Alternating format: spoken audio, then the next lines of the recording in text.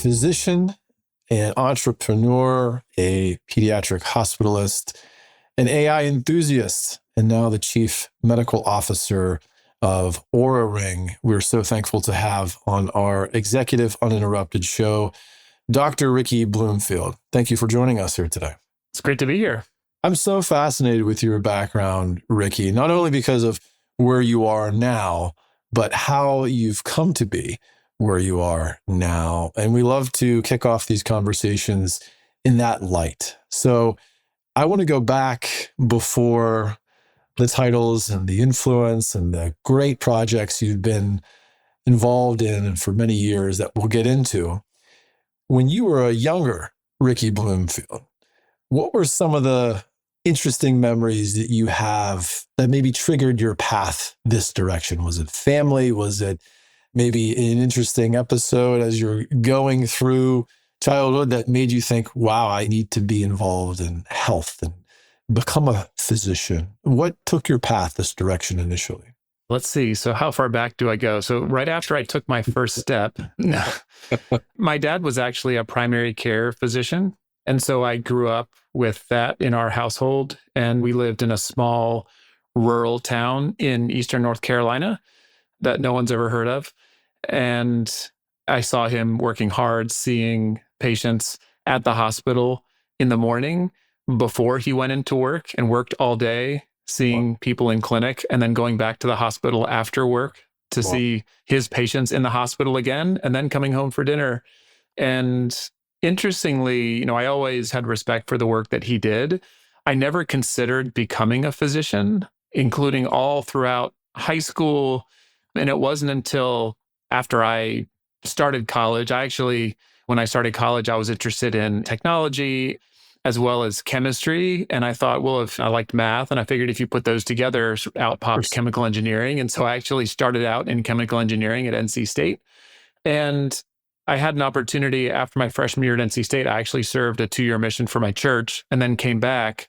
And that was working with people, helping to serve and teach, and realized that I like working with people. And I felt that part of my career needed to be giving back in some way and figuring out how I can do some good in the world. Mm-hmm. And so that's when I decided to switch from chemical engineering to pursue a pre-med track. But I never lost my interest in technology and sort of the math and the quantitative pieces there. I just didn't know how those would fit together. I actually took one course in C++, a programming language at NC State, just as an elective, and people thought I was crazy. They're like, this is a weed out course that engineers are forced to take and everyone hates it. Why are you taking this course? And it turns out I loved it. Like, it just clicked with my mind, but I didn't know how that fit in with medicine. So I didn't pursue it further at that point in time. But then I, started med school, very interested in primary care, interested in understanding, how we can help as many people as possible. And long story short, at the end of med school, our hospital, and this was pre-meaningful use and sort of some of the federal incentives for EHRs, our hospital was implementing Epic. We went from these paper records to all of a sudden a system where we had electronic records, and I was fascinated by that. I realized right away that, okay, well, we probably need physicians who also understand the technology and can help translate these complex pieces of software into clinical care, make sure we're using them the right way. And so then I started my residency at UNC doing internal medicine pediatrics. And UNC actually had a homegrown EHR at the time. They built one of the early web-based EHRs. They called it WebSys. And I met all the folks there and realized this is a place where I can learn how this works. And so as part of our residency, we actually have a few months that are basically electives where we can choose what we want to do.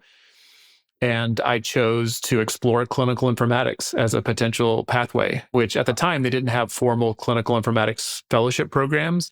They had these programs sponsored by the National Library of Medicine, where I just had to look them up online and found one at Vanderbilt, was able to get some time there with the team and just realized, oh, yeah, this is exactly what I want to do. How do we use technology to help improve healthcare?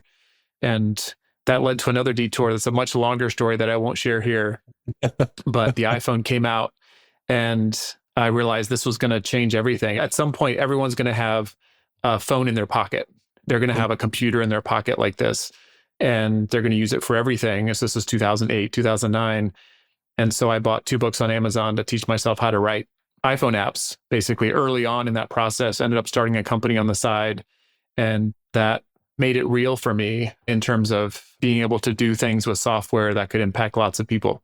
Fascinating. And you are taking me exactly where I want to learn more about Ricky Bloomfield. I will say in one comment that you had mentioned that I think we share an interesting connection in terms of church-related geographic areas. Alex Mayspire. I think he... I know Alex very well. Is a good mutual buddy of ours. You just literally popped in my head. I talked to him many months ago and we had referenced you, and it was an interesting way to kind of connect all of our brains here together for a moment. So maybe his ears are buzzing virtually. But I find it so fascinating that with where you were going and EHR, and you don't hear many physicians say, I was really fascinated by EHR. And you did a really interesting project at Duke Health, in which it was at the time, it might seem rudimentary today, but at the time, it was a leap in technology with API connectivity. And what you were trying to do was to really unlock the physician being a part of the design, I think, at the time. And that was early on. And I want to get to a few of other comments that you made too, but I would imagine because you were ahead of the curve in terms of the innovation curve at the time and what you were doing with clinical informatics and then relative to EHR API connectivities, there had to have been some significant challenges and failures and barriers and resistance that you felt. Was there anything that you can recall that was a meaningful failure that took you to push further in or to try a different route? Almost everything you try is going to fail in some way first before it succeeds. I think success is a bunch of failures in a row. And sometimes there's a little bit of luck involved as well in trying to build this. And one of the, as you mentioned, one of the things that really interested me at Duke, so I joined Duke in 2013 and they had just gone live on Epic actually. So this was kind of post meaningful use and they had just gone live on Epic. UNC was in the process of doing the same thing. And we were very interested in figuring out how we can, at least I was interested in how can we help our physicians, our clinicians, researchers, patients have easier access to their health data. And the experience that I had building apps meant that I was thinking about this through the lens of how could an app connect to an EHR? So we actually had a team at Duke that Duke had retained. So very similar to UNC, they actually had pieces of a homegrown EHR at the time as well. And they did something really smart, which was even though we're moving to Epic, we want to keep our development team because we're sure we're going to need them to do something. And I was able to meet them. And one of the first projects we worked on was to build a set of APIs on the Epic system. And initially, we made some pretty good progress, but we were building sort of a vanilla, somewhat of a custom system to get data out of the EHR. And we had it working in an Android app, but that could only take you so far. And so I think we realized that this isn't going to work in its current state. And I was looking online one day and found out that a group in Boston at Boston Children's Hospital, led by Ken Mandel and Josh Mandel, called Smart Health IT, they were actually building an open standard for health data using this thing that nobody knew how to pronounce called FHIR, FHIR, which nowadays everyone knows what it is. But back then in 2013, 2014, no one had heard of it. And so they were working on this and we realized that this is exactly what we need to solve this problem. So we had started down the path. We really hit a wall in terms of what else could we do with this? So you could say it's sort of a failure in some ways and we're forced to look outwards and we found them doing this work. And we realized, of course, that our goal wasn't to build anything proprietary or novel. Our goal was to solve a problem, which was how do we help patients, researchers, and clinicians get access to data? They were doing the same thing. And so we were more than happy to take what they had built. And we basically converted what we had built into a FHIR compatible format. Wow. And then we were able to demo this at conferences like HIMSS way back in the day, at mHealth 2.0 conferences, alongside representatives from Cerner and Athena Health. And we were the ones representing sort of the Epic perspective. This was before Epic had built these FHIR-based APIs. to show that, hey, you can actually have one common interface that you can use to get data in the same format from completely different EHRs built by different vendors. And that got a lot of attention. In fact, that got Apple's attention at one point down the road. But that was, I think, one example of where we just had to be persistent and we found the right path. And like many things in healthcare is a team sport. So you really need to collaborate with others in order to accomplish these hard problems. We can't do it all by ourselves. And I love that you had seen through that challenge. It seems like it was just a stretched out challenge that you described, Ricky, that you've come across the initial use case, but then you developed, I'd say, more the utopian view of what you're hoping to do through partnerships. Athena, leader in health IT for many years, developed by Mr. Jonathan Bush and now different leaders there.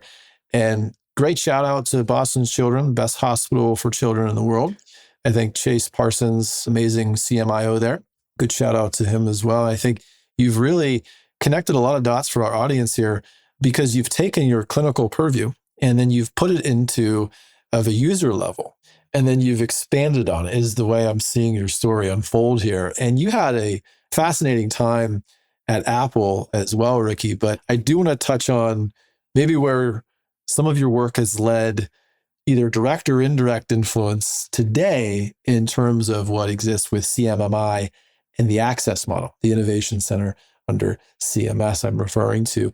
And I'm a proponent of positive thinking. And I feel regardless of the existing rates that were just released, the access model is trying to pull together digital health prescription as a real use in not only the senior population now for cardio, kidney, metabolic, but for other populations and pre-chronic condition populations and the prevention that can occur for spend on that whole cost curve. I think it's fascinating. I wanted to get your perspective on this. Do you think this is going to be a gruesome crawl to maybe standing and walking and running, or is it going to be led by some of those early payers that pledged their support in this recently? What's your perspective on access?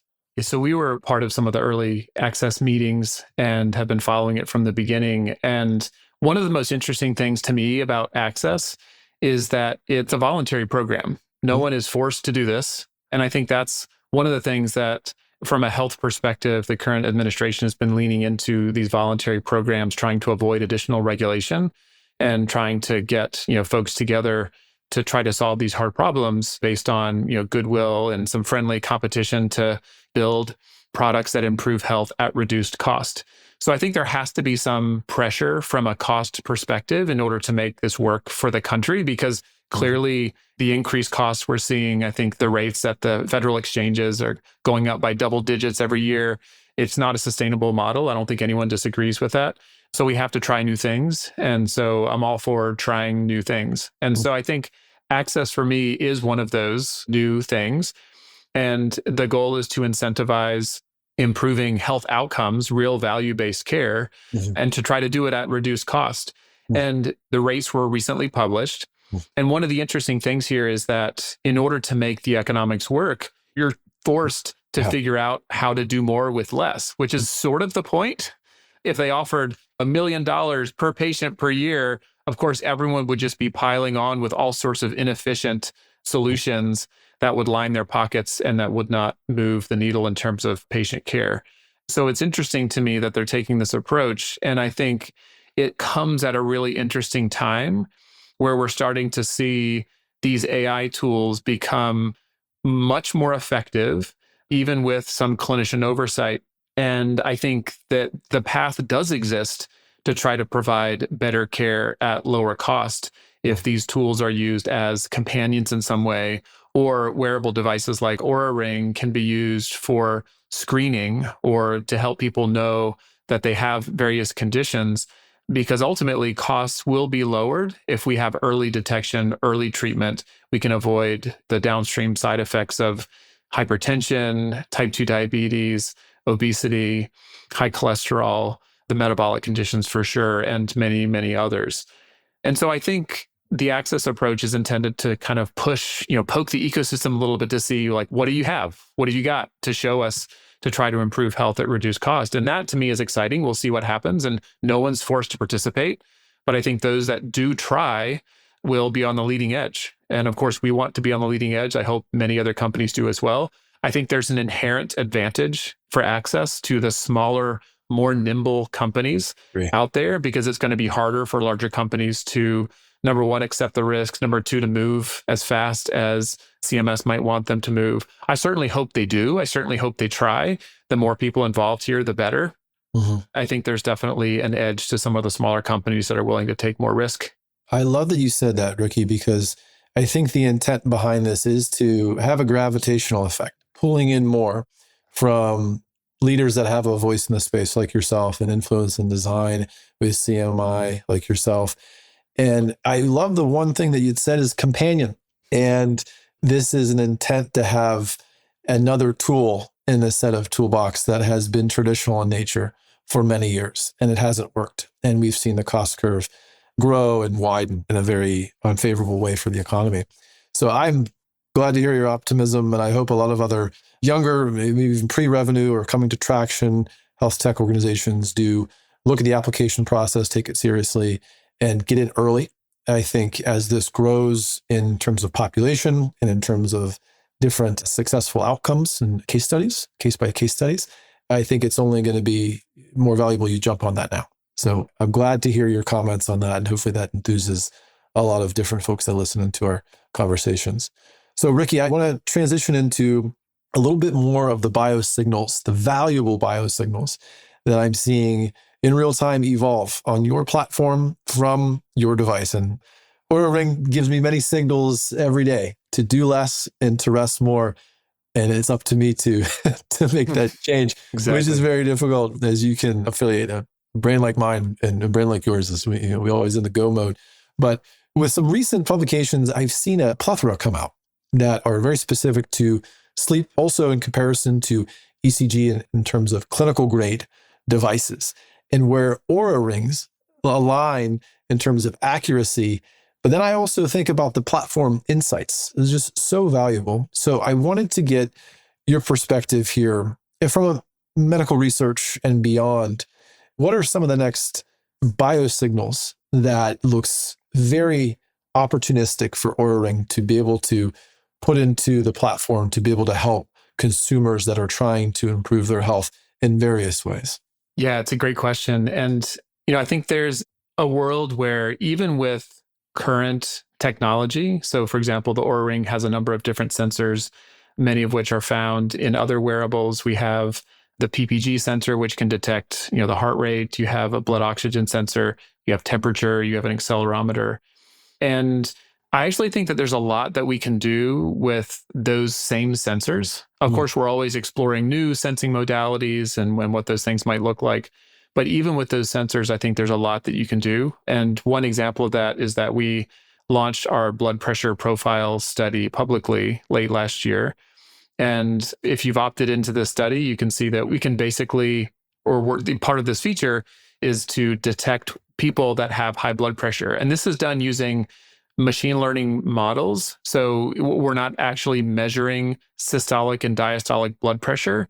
But what we found, and others have seen similar things, is if you look at the PPG waveform in detail, machine learning models can actually detect the difference between people who have high blood pressure and people who don't.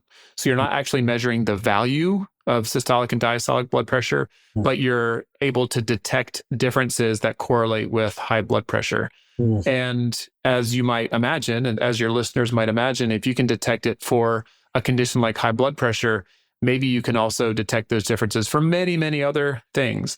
And there have been some publications out in the last year that have pointed to that possibility.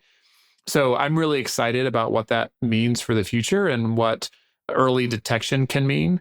And I think we're uniquely positioned for that because, as you've experienced, having a ring that can last multiple days, up to a week on a charge, changes your relationship with the data in many ways. And we know that Oura members will wear the ring 23 and a half hours per day, and they open the app more than 3 times per day on average.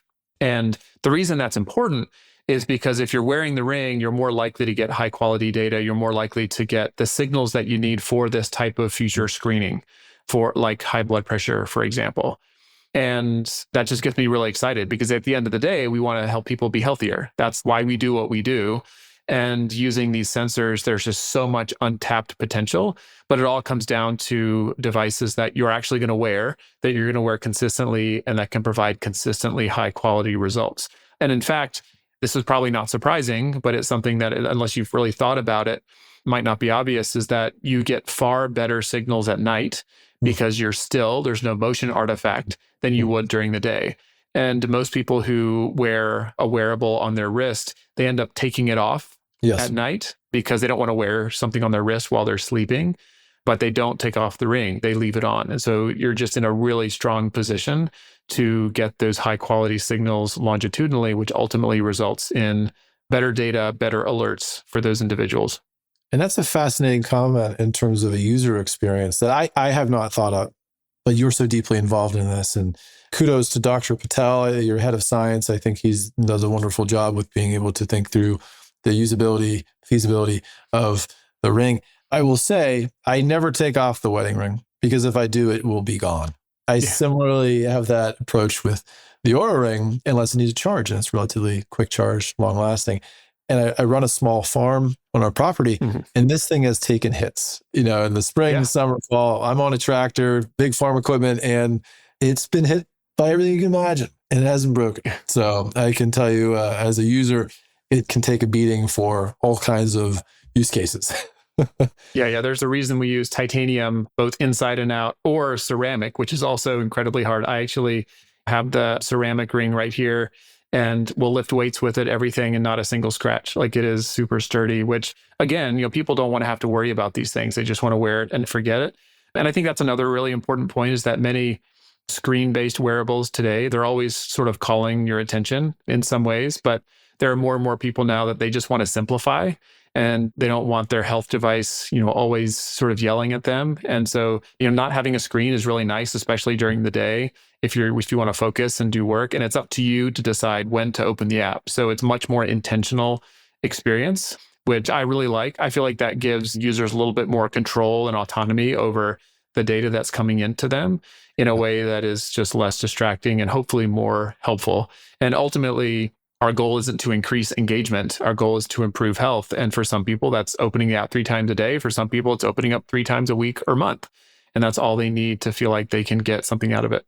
The interesting thing that you'd mentioned just a moment ago, before we were delving into the user experience and the feel and the usability of the Oura Ring, is the medical research community. It seems like your publications have continued to grow, not only in support, but also in variety of different physiological views.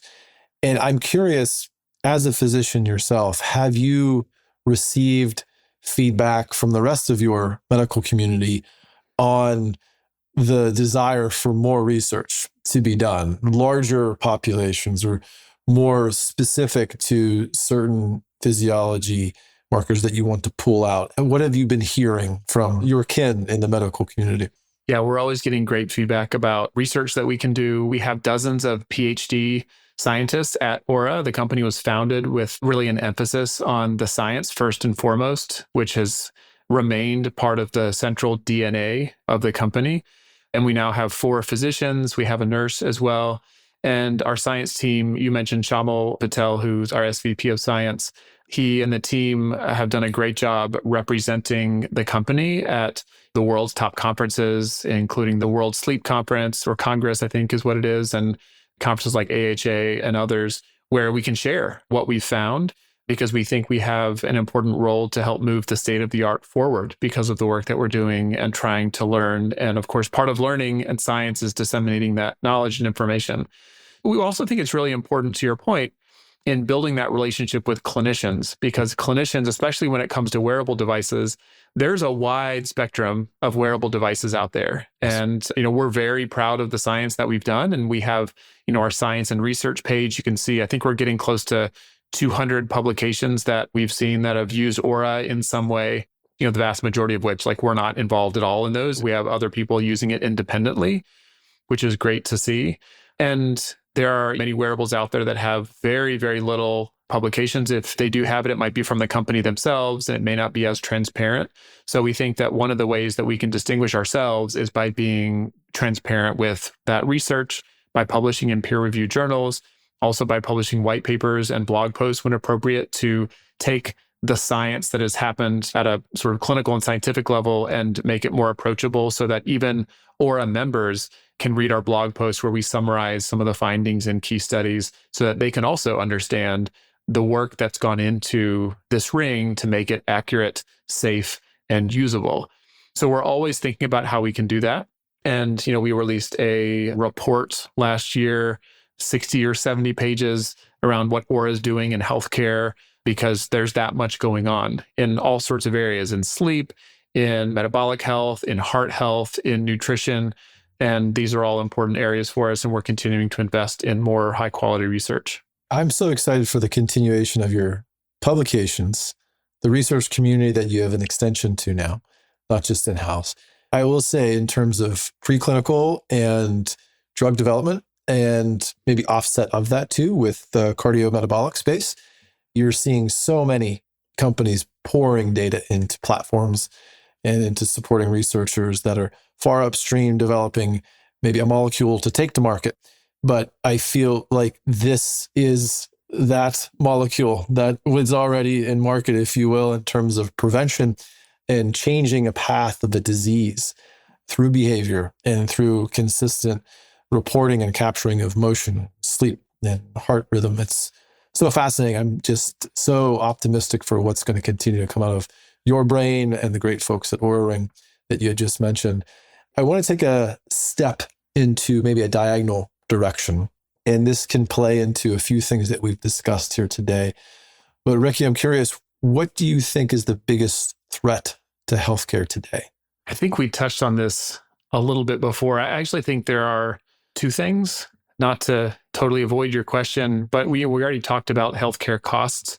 I think those are real. If people can't afford healthcare, they avoid healthcare, and that's not great. We need to make sure we keep people in the healthcare system so that they're not delaying care. But the other one that we haven't talked about as much is trust in the healthcare system. I think we've definitely seen over the last few years, and with an acceleration during COVID, a lot of questions about healthcare, about credibility, about the value of science. And that is a challenge. And I understand why, people are concerned. We were just discussing this in another group the other day about some of the root causes here, which we could have another probably 5-hour podcast on this. But I mentioned my dad at the beginning, who a primary care physician, family physician in a small rural town. And he literally took care of 3 generations of individuals in this small town. He knew the parents and then the parents of the parents, and delivered their babies as a family physician, the whole thing. And so when you have that type of physician, someone you know and trust, you see in your community, you know that they want the best for you. Today, a lot of healthcare, including primary care, has become more impersonal. And, I'm a primary care physician also. I did internal medicine and pediatrics. And the amount of time that people have to spend with patients is getting lower. Their pressures to see more and be more, quote unquote, productive are going up. And so I think the world we live in today is one where physicians who are very well-intentioned and well-meaning and who went to med school to take care of people don't have all the tools and time that they need to really build that trust. So trust in many ways is fading. Of course, that's not universal. It's uneven. The other thing that's made that challenging is kind of farming out every single little issue to specialists. And so that you no longer have that quarterback of a primary care doctor who can see everything that's going on with you. And so it's more likely that things get missed, or more likely that someone bounces around and they spend more time in the gears of the healthcare system being kind of ground up a little bit, where they're just, in lines waiting, and they experience all those negative aspects of healthcare today, the logistical aspects. And so I think we have an important role, and I see this at Oura as well, which is our members really trust us, and they trust the data that they see because we've invested so much in accuracy. I don't know if you've gotten a symptom radar alert But for those that may not know what symptom radar is, this was developed during COVID. And we learned it's part of a study during COVID, the 10 Predict study, that we can detect signs of COVID 2.75 days earlier than someone would otherwise find out they have COVID with a COVID test. And we didn't want to release a specific COVID feature. So we decided to release a sort of a general wellness feature that tells you basically if you have strong or minor signs of something going on in your body, which really represents a deviation in your baseline set of vital signs. And turns out we do that really well. And a number of people will get this alert and they feel fine. It's like, well, I'm not sure what's happening. And then 2 days later, they're surrounded by Kleenex. Or something else is going on. There have been multiple cases of people that have found, this was the nudge they needed to go to their doctor to find out that they had lymphoma or an appendicitis or many, many other things. And so when users trust us in that way, because we have been right that something is going on, then I think I certainly feel a responsibility to those members to continue to do right by them, to continue to help make sure they get all the care they need.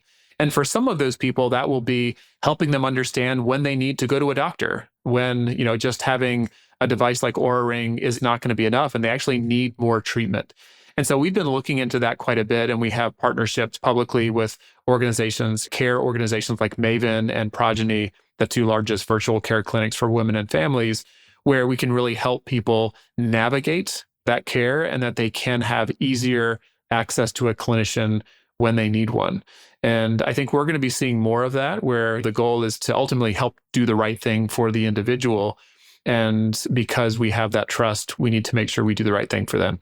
It's so fascinating that I'm seeing trust from your perspective as really an index of currency to which many health plans have been challenged with this for the populations they've served for many decades. I'm thinking about dual eligibles and Medicaid, but then also seniors and Medicare Advantages plans as well. But the trust that you've developed is at the user level, not the enterprise level. It's gone that way now to who you're involved with from a B2B perspective. But that is the most, I think, difficult and long tail vision to be able to establish and, quite frankly, own in a society. Yourself being the healthier cut versus others that take a food science approach to engagement, fat, salt, sugar from different food beverage companies. You all have done this in such a fascinating, authentic way, evidence-based. And I love the partnerships where they're going with women's health in particular. I have to admit, I am striving hard for baby number 4 in my household, Ricky, and good luck with that, yeah. Wears the Oura Ring. So she knows the ovulation algorithm and the accuracy of that. Yep. It's funny. Knows when to play defense and offense with me, but it's something I find so fascinating that's probably touched so many different socioeconomic and age ranges for women's health. Is this going to be a continued path that you're going to follow women's health specifically with some of the biosignals that you've developed out from the ovulation algorithm in particular and beyond? Absolutely. After I joined Oura, one of the first people who I hired and was very fortunate that she came was Dr. Chris Curry, who's an OBGYN still practicing and who spent a lot of time at Apple on their women's health features before coming to Oura. And this is one of our top priorities. And it's not, women's health is not just reproductive health. There are a number of aspects there, and we need to make sure we look at the whole person. And that's exactly what we want to do.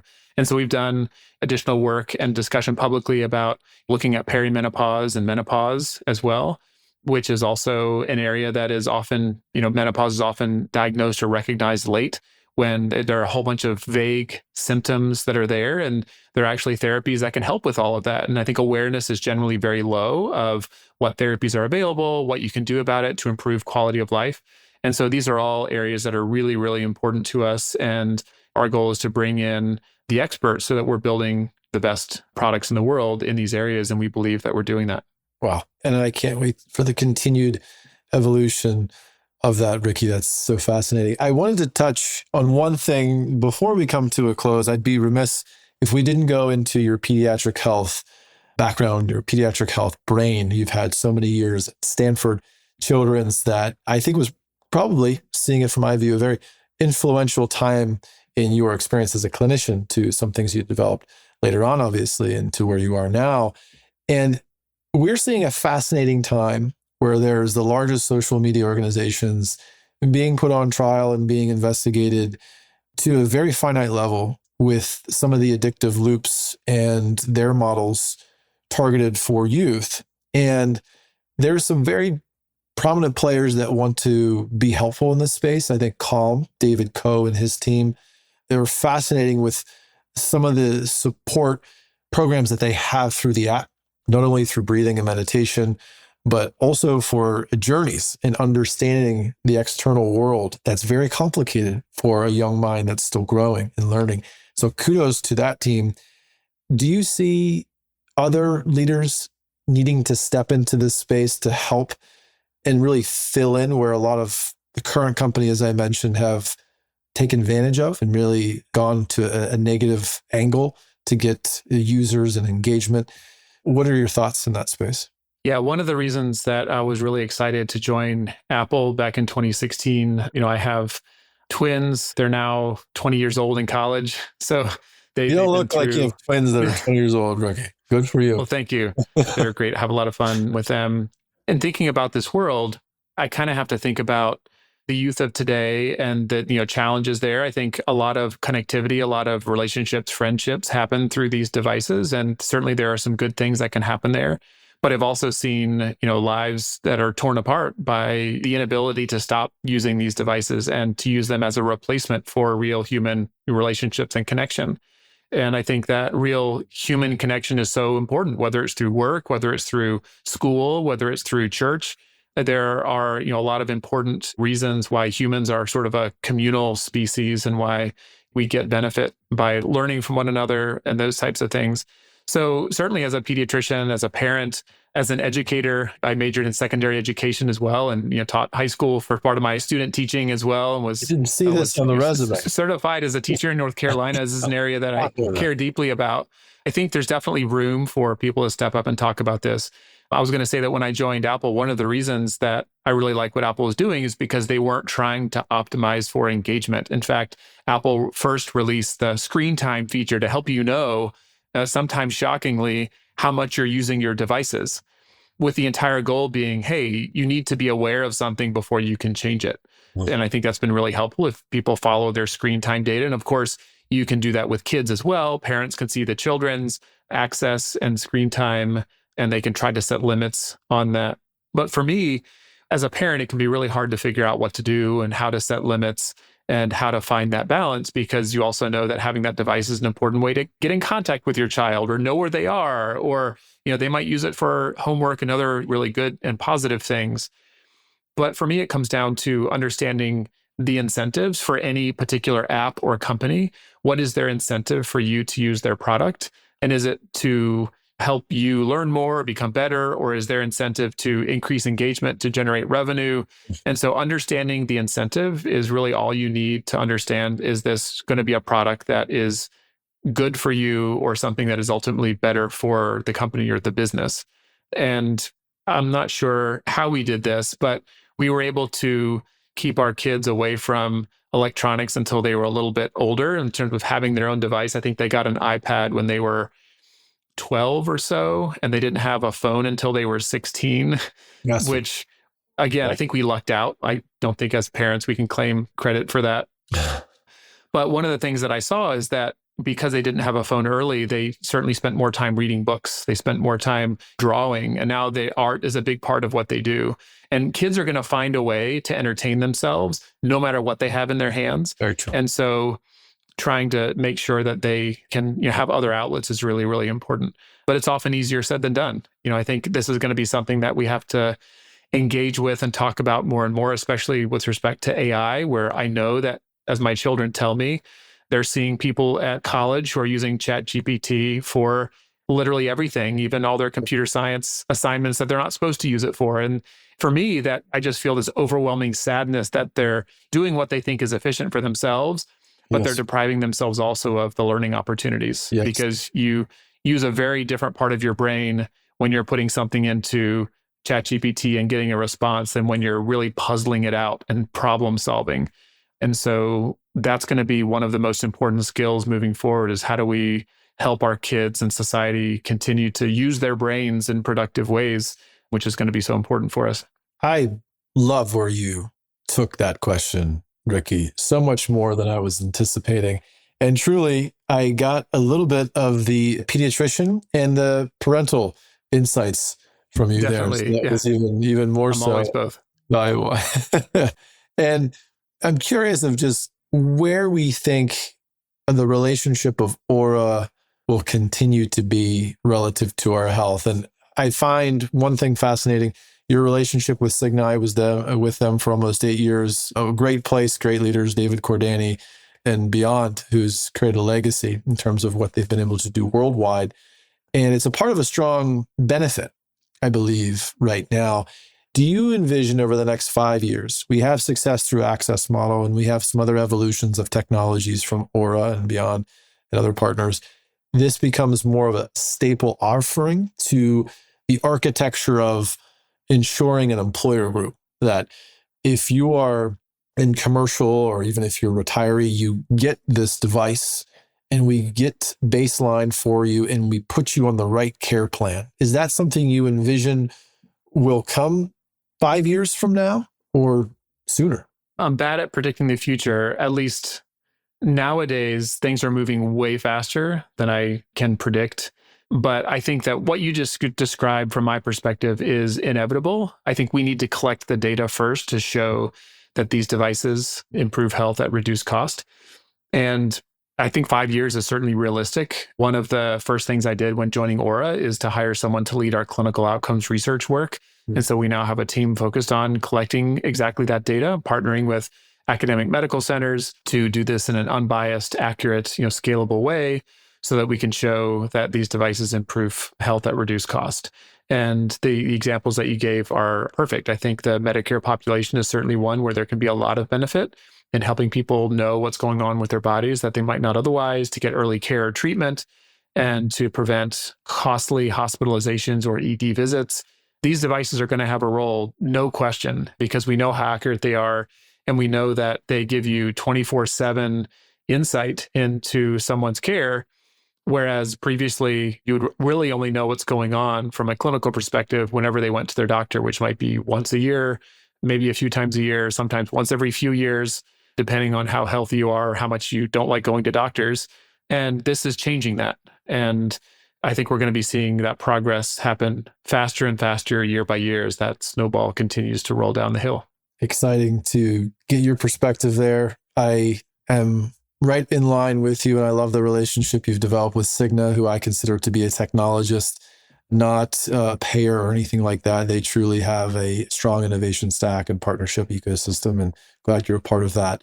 What other things are you wearing? Do you have any other wearables that's not your Oura? I know Apple is definitely a part of your history, but are there other things that you use to track, not, from a science or research perspective, but just as a favorite thing that tells you something you don't know about yourself? Yeah, I do have a watch in addition to the ring. I've been at Apple a long time. I no longer wear it at night, though. It's nice to not have something on my wrist now that I have a ring. So it's nice to kind of free that up a little bit. I find a watch can still be useful in limited ways, sometimes just to remind me I have a meeting or something like that, obviously to tell the time. I've been someone who, maybe this is revealing too much about myself, but when I was a very young kid, I had some of the early Nintendo watches and could play games on my watch and all of that. If you remember, I'm probably dating myself for sure, in the 80s and 90s. And so I've been someone who's always worn a watch of various kinds. I was actually an early Pebble watch user, one of the first smartwatches. I think I got 4 different Pebbles way back in the day from Kickstarter. Still have actually one right here that I've been playing with that still works. Yep, still here, still works. So I've always been someone who, I want to tinker, I want to learn, and wearables are certainly one way to do that. One of the reasons I have the Pebble watch here is that I've been experimenting and writing some apps using Claude Code where I can bring in Oura data. I actually can bring in connect it with Pebble. I actually created an app for Pebble, again, over a decade old operating system, and use Claude Code to build an app for it just to see what's possible. I think everyone should try these tools. I'm the type of person that I learn by doing, not by just reading. And there's never been a better time to be a doer. and to actually use these tools and get things done. I think for those young clinicians or physicians that are working toward an MD, MBA, or MPH combination, I think you're a very big influence for those folks because of the way that you look at the different things that impact our daily living and also our medical society and research that's connected to that as well. So you're not anywhere near a single dimension player. You're very much a utility player in many ways, a jack of all trades, dare I say. And that Pebble Watch, I did not know that. That's so fascinating. But Ricky, if there was a different path that you could have taken when you were witnessing your father be a primary care physician and servicing a lot of people and really building a community in terms of health, those different generations that you talked about that he had served in your community, if you would have had an opportunity to go a different direction, would you have done something completely different? I mean, I'm still excited every morning when I wake up to do what I'm doing. I think that's probably a pretty good sign that I'm on the right track. Yes. It's easier to look and think the grass is greener on the other side. I try to avoid that temptation and make the best of the world that I have and what I'm working on. There was a part of me, so I'm also a jazz musician. I play jazz saxophone, still play in a jazz orchestra every Wednesday evening. Wow. Part of me wanted to become a musician, but I also realized that that's something I can continue to do on the side and still enjoy that. And ultimately, having an impact on as many people as I can is what drew me into medicine. And to be totally honest, I don't know that I'd change anything at this point. Hindsight's always 20/20, but given chaos theory, like one change that I could have made many years ago, and I'd probably be a very different place and maybe happy. I don't know. But I just know that wherever we're at, we just need to do the best work we can. And there are always opportunities to continue to change your trajectory to get it closer to your ideal state. You know me all too well already. I was thinking chaos theory with the question there. So good read. And I think all of us can say across the clinical medical society and also the health technology society, we're very thankful for why you wake up every day and do what you do. And I'm so thankful that you spared some time on our show here today. So the Chief Medical Officer of Oura Ring, among many other things, Ricky Bloomfield, thank you for joining our show. Great to be here. I really enjoyed the discussion.